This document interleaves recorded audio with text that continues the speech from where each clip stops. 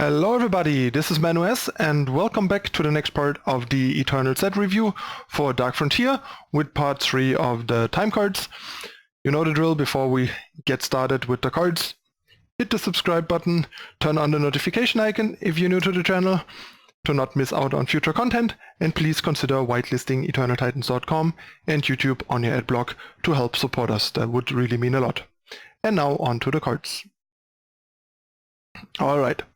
So first we have Search Party, which is basically a worth assembly line. We get 2 Explorers instead of 3 Grenadines. The upside potentially is that we can warp it, so it is free.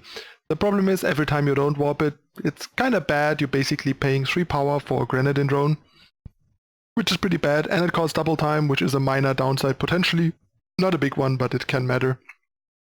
So I think in Constructed it's just not gonna make the cut. In Limited it's okay, I guess, but in Limited also a lot of the time these 2/1/1s just don't do that much. They become valuable in Constructed because you have build around like Obelisk and Clock and stuff like that. Next we have Stillweave Shroud. It's a 3-cost 1/2 weapon that on summon silences an enemy unit, which is decent, clearly not a constructed card. In Limited, however, silence is a good way to deal with more problematic opposing units, especially flyers. So this seems pretty solid. The stats slanted towards defense make your unit into a pretty good blocker. So all in all, I like the card. I could see it being a pretty solid to good card in Limited. Next we have Submerged Titan. It's a 3-cost 1/1. With Shift 4, when you play another unit, Submerged Titan gets +1/+1. So you can either play it on 3, expose it to like silences and small damage stuff, which is pretty fragile, or you just wait a turn, shift it on turn 4, which is problematic because then you're not generating any board impact, but then at least you can make sure that it grows until it emerges. So it really depends on what your position is and what colors you're playing against. But all in all, the card seems a bit problematic. Either it's very slow and tempo inefficient, or it's very fragile and also doesn't have impact the turn you play it. So not too high on the card. Maybe if your deck has like good blockers on 2 and maybe on 3 and you can kind of set this up, it might be worthwhile because it can grow pretty big and then it's fairly strong. But yeah, all in all, not the biggest fan, and clearly not a constructed card. We're talking about Limited here. Next we have Swirl Descents. 3-cost fast spell. You put an enemy relic, curse, or unit with flying on the bottom of its owner's deck, which is kind of interesting. Could see this being an interesting market card in some fringe cases. It's still fairly expensive, but for example, a nice alternative to cards like the 2-cost relic removal that lets you get a relic back, for example. The problem is there's also Dissociate, which is usually doing the job just fine and is much cheaper and also works on any attachment, while this also works on flyers. So it will have a hard time making it into many markets, but it's a card to keep in mind for markets because your deck might be the one of the decks that is interested in this. So something worth remembering. And in Limited, of course, this is much better since having a removal for flyers, and especially having a removal in time, is pretty solid. So I wouldn't mind main decking one of these in my draft deck usually. Next we have Talia's Sanctum. This is kind of an interesting card. We only had that as a unit so far, and this is much more reliable since it is not a 2/2 unit and doesn't die as easily. And if you get to attack first, for example, you play a Mana Dog, Power Dog on turn 2, attack, or even like turn 1 Initiative Descents, attack. On turn 2, play Sanctum, draw a card, play another power, is pretty powerful. So the card's definitely interesting. It's a bit niche and specific at what it does, but the kind of deck that wants it, it's going to be pretty good in, I think. I'm not sure if we have a deck like that right now, but it's a card to keep in mind. And even in Limited, it seems reasonably playable thanks to the Onslaught replacing the card, even though it doesn't have impact on the board in a way. but yeah, not a terrible card.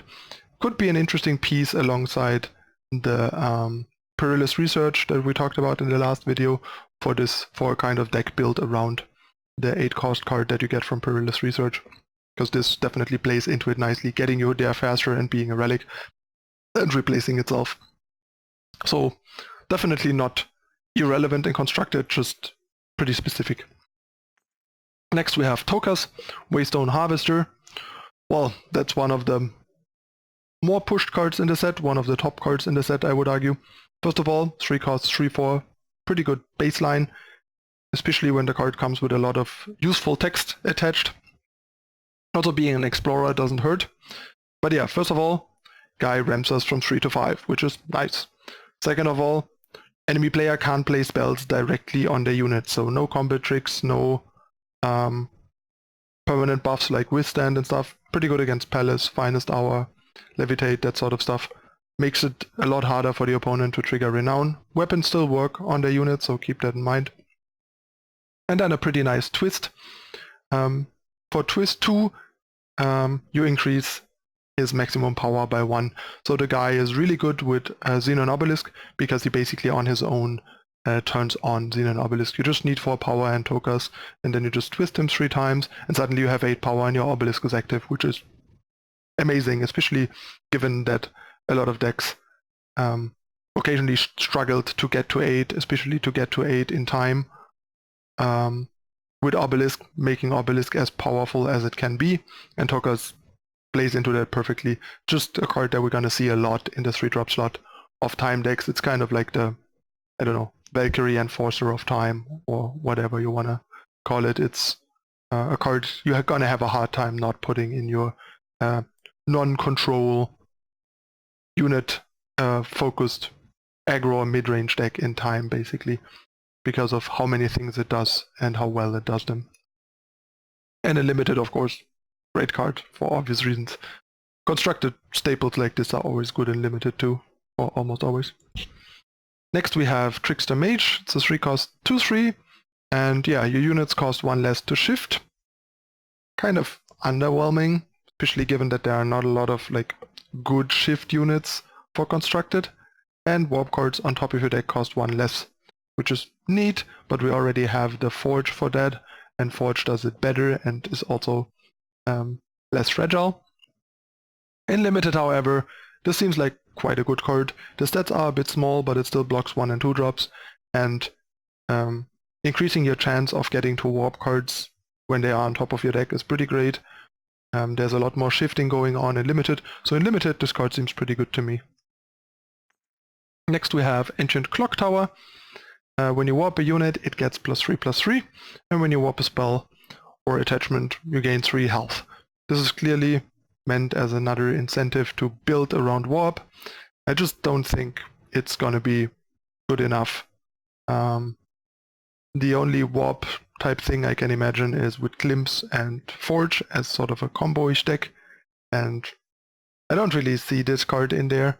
I mean, maybe there could be like kind of a cool, even though not that good, Warp Forge Stranger type deck, as people have been trying in the past, and then this is pretty nice because it turns all these 0-cost 2/2s into 5/5s, and every spell you play in between also gets you some health. So the card definitely is cool and does cool stuff.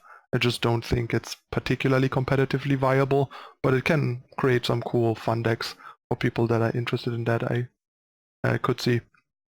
In Limited, I don't think the card is worth the hassle.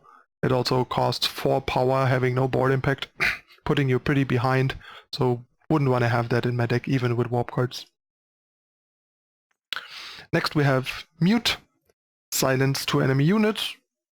Not a constructed card, but in Limited I would probably not want multiples of these in my deck, but having one seems pretty good. Can be quite a nice blowout, silencing some flyers from your opponent and then eating them with bigger ground guys and stuff like that. Just a bit situational and expensive, but potentially pretty powerful and can create some nice blowouts. Next we have a 4-cost 3/3, which is overcosted, but it has warp that makes up for it a bit. Still seems underwhelming. Not too eager to have this in my deck, I think, but seems like an okay filler, I guess. Next we have Temporal Adept. It's a 4-cost 2/2 with Warp that gives you a Spells Warp. So another, like, it's kind of like the 4-cost Stranger with Warp that gives you a Stranger's Warp, and this does the same for spells, basically, allowing for other options with like Warp Forge and stuff like that, but more gimmicky than anything, really. And then limited, maybe like an okay filler, probably. Not great though. Especially given that you don't have that many spells in your deck usually. So you get less out of giving your spells warp than, say, your units, for example, or like your non-spells. And last but not least, we have Corrupted Behemoth, a 5-cost 4/6 Overwhelm, and it has Twist to gain you 2 health. So clearly not a constructed card, but in limited this actually seems like a pretty nice 5-drop. First of all, the 4/6 shuts down most ground things the turn you play it.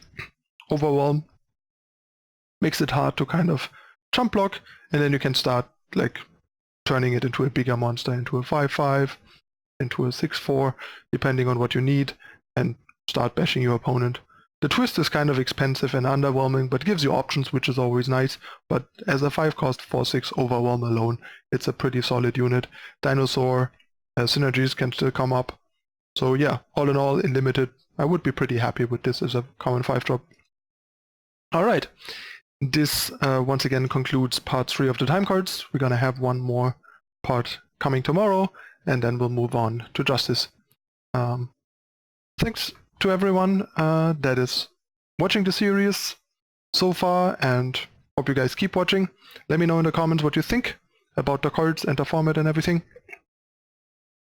And yeah, if you enjoy the content and want to see more, make sure to hit the subscribe button and turn on the notification icon to not miss out on more content. Also make sure to check out the deck tech I released yesterday. And of course, if you like what I'm doing, hit the like button, share it with your friends, leave a comment. Everything helps seeing, make the content seen by others. And of course, if you want to support us and help us keep making content, please consider whitelisting EternalTitans.com and YouTube on your adblock. That's a great and easy way to support the content. That's it again for this time. I'm your host ManuS, and thank you for watching. See you next time. Bye.